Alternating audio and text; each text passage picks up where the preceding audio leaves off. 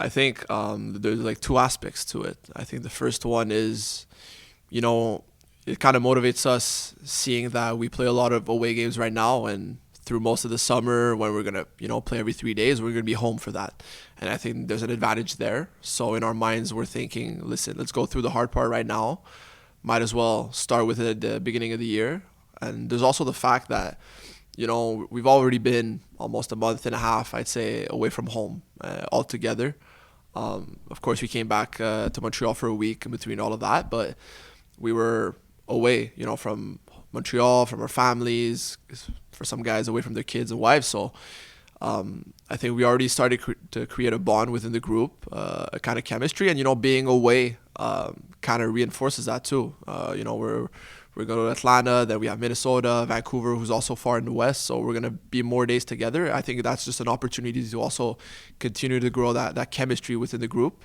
And at the end of the day, the guys that were there last year or have been in Montreal for a few years and now that have done that more than once, we know that what we need to do in terms to be successful. And I think most of it comes through resilience. On the games last year, I'm thinking of Orlando, first game of the season, where we probably defended a lot more than we'd like. And, games like Miami where we were probably underdogs, but we came out, very strong. I think those are the types of mentalities and tricks that we need to have, in our pockets in order to gain points early on in the season.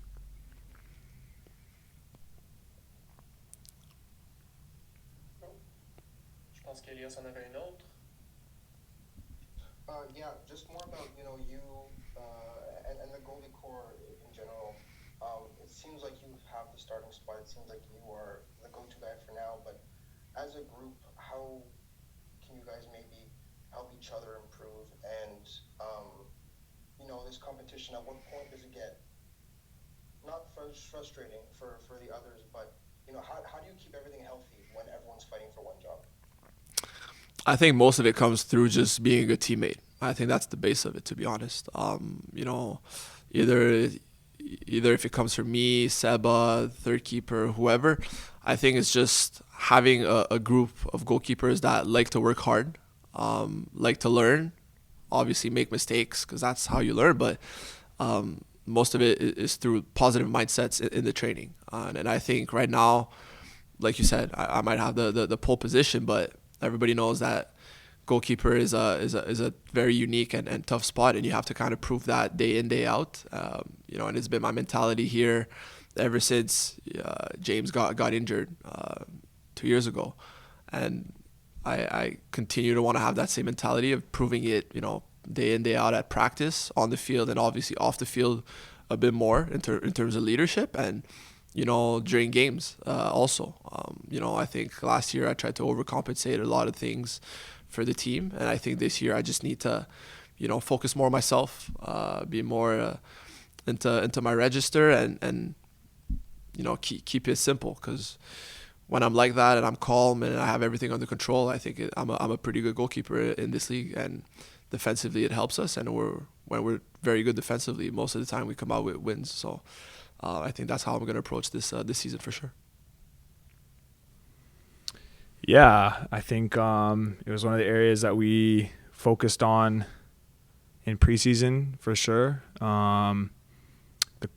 For hearing from the coaching staff and also the players, more importantly, it was kind of our mentality coming into this that, yes, of course, we love to have the ball and love to go forward and have the players to play a certain style and a certain tactical style that the coach wants. But at the end of the day, we're defenders first. We want to keep the ball out of the back of our net. So, for me, that's important. For our whole back line, no matter who plays, it's going to be important this year, and especially on set pieces too. I think it's not only the back line, obviously we take pride in that, but it's the full 11. So I think we have players that got brought in that, all encompassing. The 11 players together are going to be more in unison and more on the same page, and that's something that we wanted to bring this year.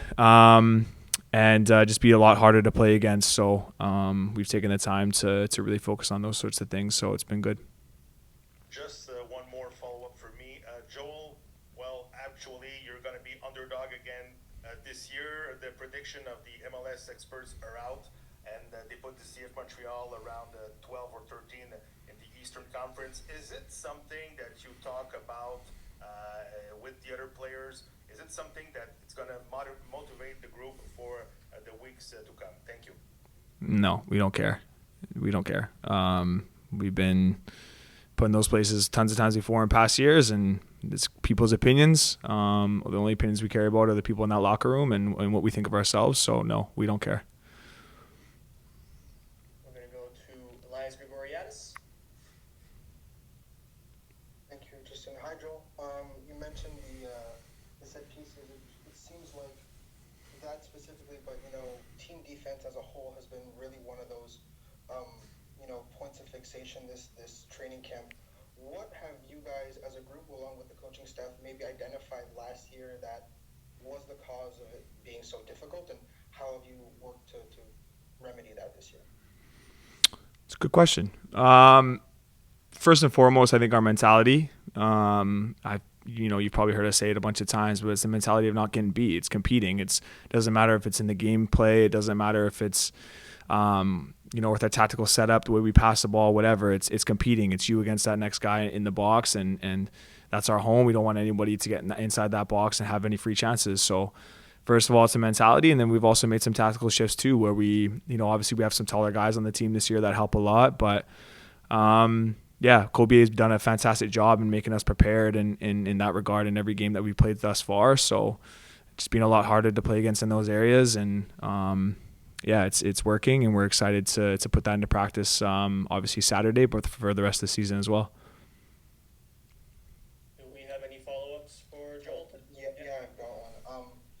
I know that you're probably going to get sick and tired of hearing about the youth that the defense has, but just how much of it do you think that maybe that team defense you were talking about, that mentality, comes from just sheer minutes and experience in this league specifically?